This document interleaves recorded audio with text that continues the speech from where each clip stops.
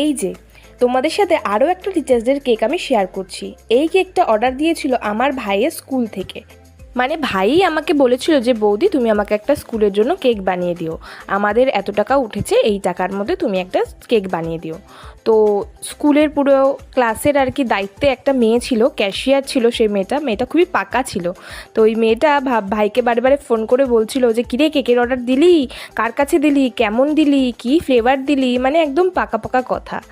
ভাইকে পুরো আর কি জেরা করছিল। আর ভাই আমাকে ওর কথা শুনে বলছে বৌদি তুমি একটু ভালো করে বানিও, আমার মান সম্মানের ব্যাপার। বুঝতেই পারছো, ভাই পরে হচ্ছে ক্লাস 3-তে, এখনই এরকম আর কি কথাবার্তা।